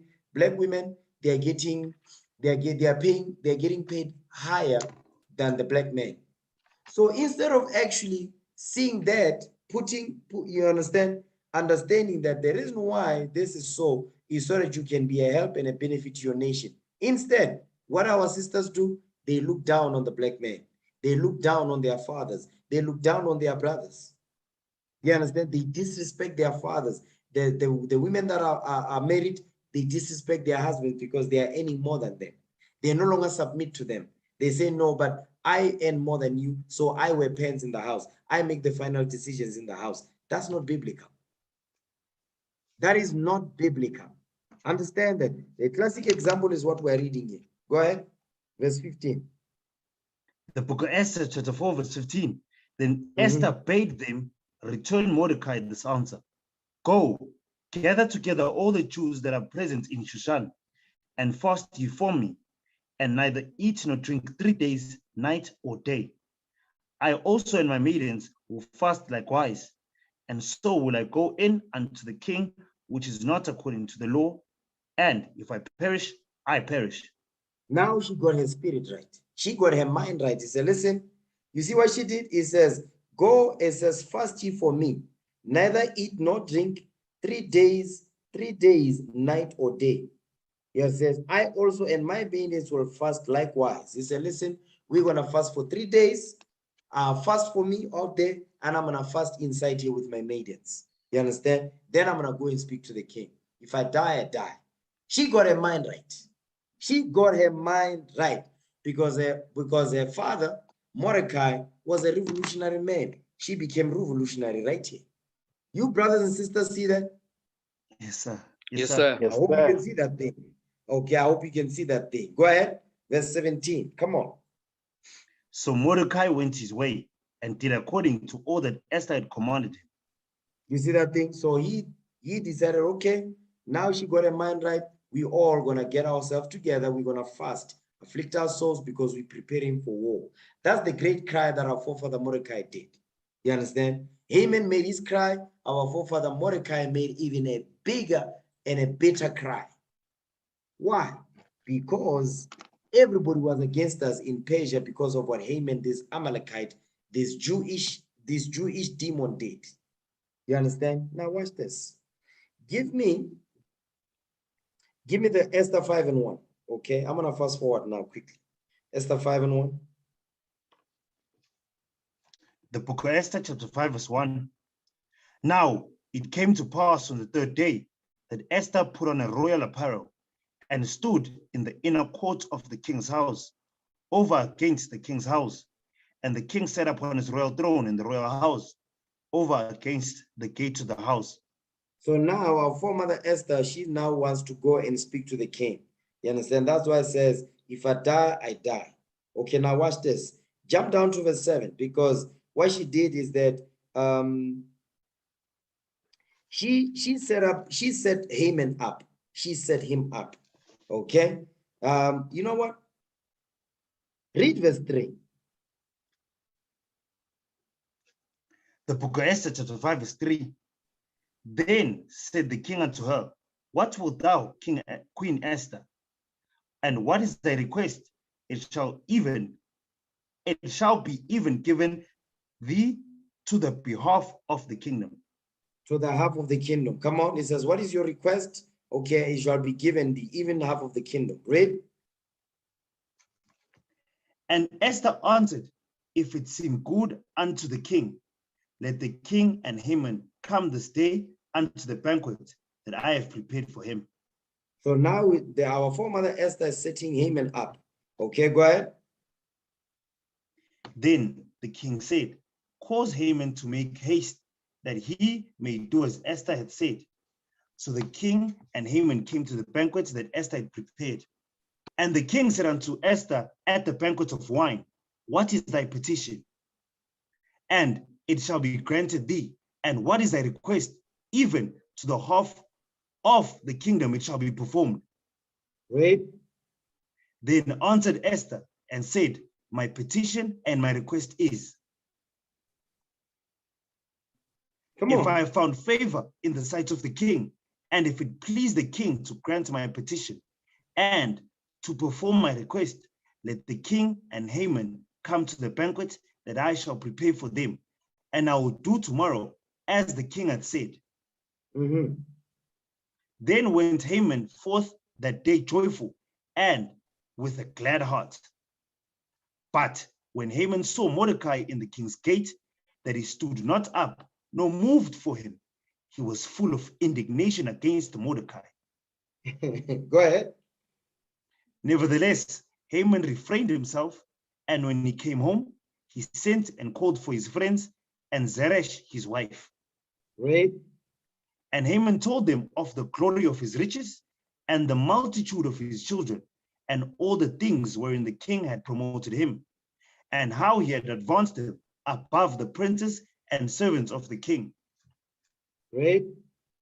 Haman said, moreover, yea, Esther the queen did let no man come in with the king unto the banquets that she had prepared, but myself. And tomorrow am I invited unto her also with the king.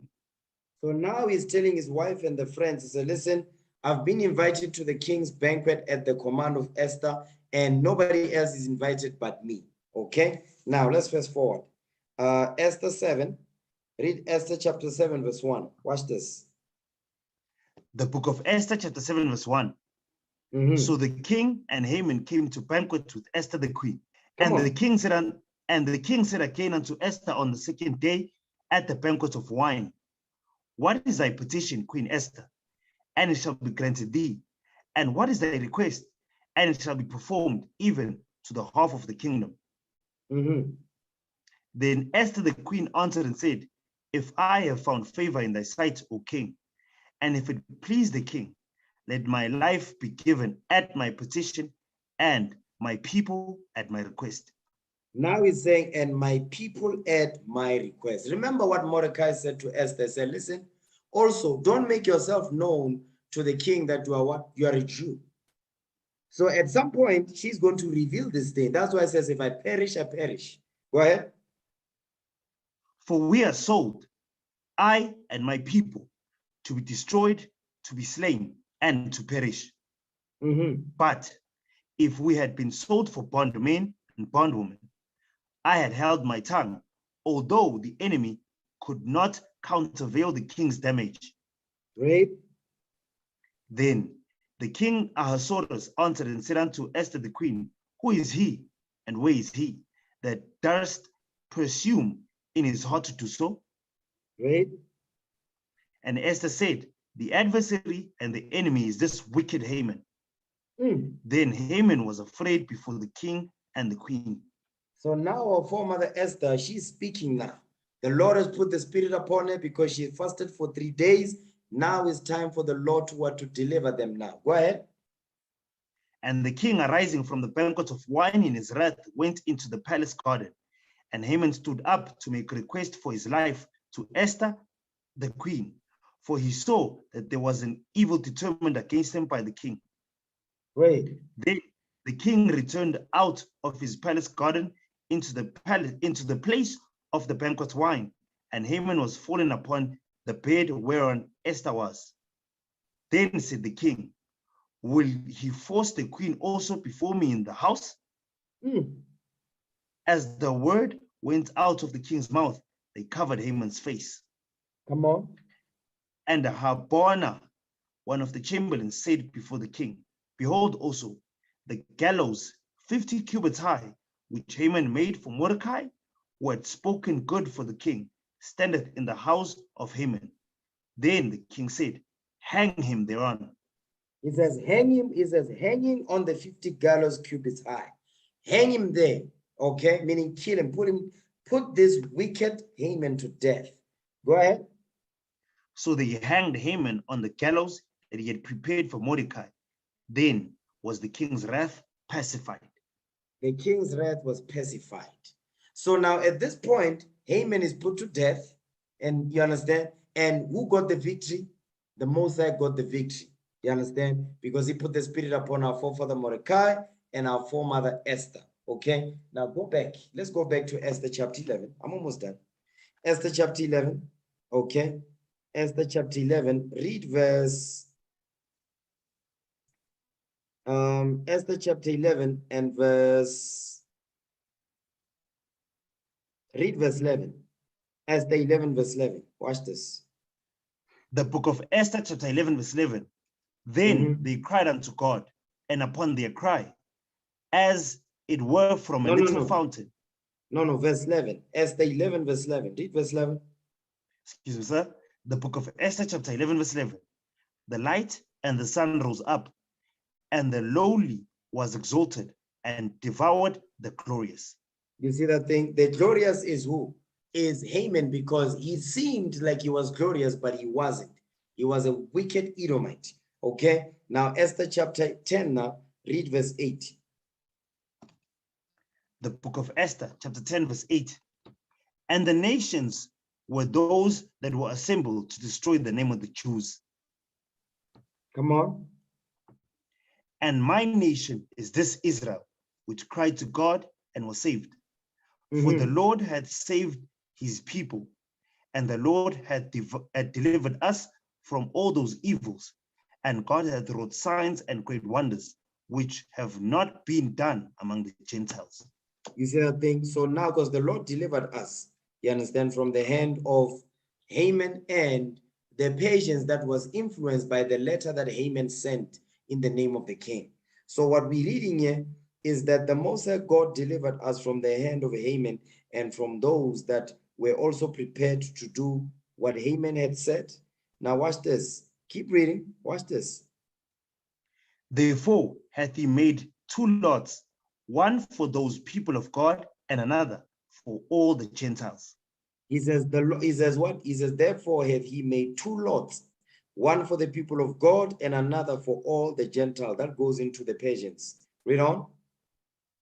And these two lots came at the hour and time and day of judgment before God among all nations. Among all nations, that was what? Was under the Persian Empire. Read on. So God remembered his people and justified his inheritance. Stop right there. Hold this. Give me the book of Esther now. Give me Esther chapter 9. Give me Esther chapter 9, verse 1. The book of Esther, chapter 9, verses 1. Now in the 12th month, that is, the month Adar, on the 13th day of the same, when the king's commandment and his decree drew near to be put in execution, in the day that the enemies of the Jews hoped to have power over them, though it was turned to the contrary, that the Jews had ruled over them that hated them. So now the Most High God, he established us in Persia. He established us in Persia, and guess what? Many of the people in Persia, they became Jews. They converted to Judaism. They became Jews. They started to celebrate our customs and our feasts and our high days. You understand? The proof of that is Esther 8, verse 17. Read that.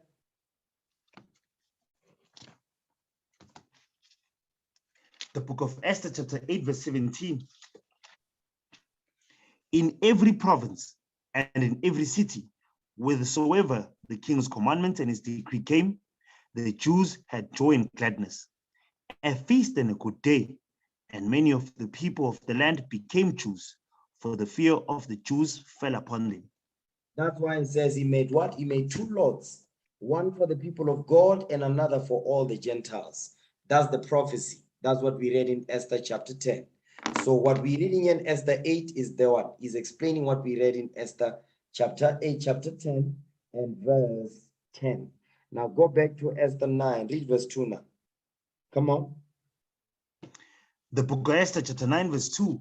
The Jews gathered themselves together in their cities throughout all the provinces of the king Ahasuerus to lay hand on such as sought their hurt, and no man could withstand them, for the fear of them fell upon all the people. You see, the fear of them fell upon all the people because the Lord was with us. So those that were determined to destroy us, guess what? They were put to death. You understand? So now that's why it says many of the people became Jews because for the fear of the Jews fell upon them because they knew the Lord was with us. Jump down to verse 5. The book of Esther, chapter 9, verse 5. Thus the Jews smote all their enemies with the stroke of the sword, and slaughter and destruction, and did what they would unto those that hated them. You see that thing? Now jump down to read verse 11. The book of Esther, chapter 9, verse 11. On that day, the number of those that were slain in Shushan, the palace, was brought before the king. Come on. And the king said unto Esther the queen, the Jews have slain and destroyed 500 men in Shushan the palace, and 10 sons of Haman. What have they done in the rest of the king's provinces? Now, what is thy petition, and it shall be granted thee? Or what is thy request further, and it shall be done? Read. Then said Esther, if it please the king, let it be granted to the Jews which are in Shushan to do tomorrow according unto this day's decree. No. It says, then said Esther, if it please the king, let it be granted to the Jews unto this day's decree. It says, then said Esther, if it please the king, let it be granted to the Jews which are in Shushan to do tomorrow also according unto this day's decree. You see that thing? So when it says also, meaning what? The 13th day that we have decreed, we must do also unto the Jews that are in Shushan on the day after. That's why it says the 13th day, the 14th day, and the 15th day. That's why it says also. Okay, come on. Excuse me, sir. The book of Esther, chapter 9, verse 13. Then said Esther, if it please the king, let it be granted to the Jews which are in Shushan to do tomorrow also according unto this day's decree, and that Haman's 10 sons be hanged upon the gallows. Read on. And the king commanded it to be done, and the decree was given in Shushan, and they hanged Haman's 10 sons. Not only did they hang the father, they hanged the sons as well. Go ahead. For the Jews that were in Shushan gathered themselves together on the 14th day also of the month Adar, and slew 300 men at Shushan, but on the prey they laid not their hand. Meaning on the innocent, they did not lay no hand upon them. So now what you are seeing here says, the day that Haman decreed that he was going to destroy us, that's the day that they ordained. Not only that, but the second day also for the Jews that were at Shushan, they also added that day as the what? The 14th day as well. Okay, go ahead. Watch this. And the king's commandment is to be done. And the decree was given in Shushan, and they hanged Haman's 10 sons. Right. For the Jews that were in Shushan gathered themselves together on the 14th day also of the month Adar, and slew 300 men at Shushan, but on the prey they laid not their hand. But the other Jews that were in the king's provinces gathered themselves together, and stood for their lives, and had rest from their enemies, and slew of their foes 7,000 and 5,000, but they laid not their hands on the prey. It says what? It says 70 and 5,000, meaning 75,000 of our enemies were put to death, but they laid not their hands on the prey. Go ahead, watch this. Read. On the 13th day of the month Adar, and on the 14th day of the same rested they, and made it a day of feasting and gladness. Because for each day we were putting our enemies to death. For the 13th day, the 14th day. Go ahead. But the Jews that were in Shushan assembled together on the 13th day thereof, and on the 14th, and on the 14th thereof, and on the 15th day of the same they rested, and made it a day of feasting and gladness. Come on. Therefore, the Jews of the villages that dwelt in the unwalled towns made the 14th day of the same month Adar a day of gladness and feasting, and a good day, and of sending portions one to another. Okay, so the 14th day they were sending gifts one to another. Go ahead. And Mordecai wrote these things and sent letters unto all the Jews that were in the provinces of the king Ahasuerus, both nigh and far. Read. To establish this among them, that they should keep the 14th day of the month Adar and the 15th day of the same yearly. Of the same yearly, every year. To establish this among them, that they should keep the 14th day of the month Adar and the 15th day of the same yearly. Go ahead.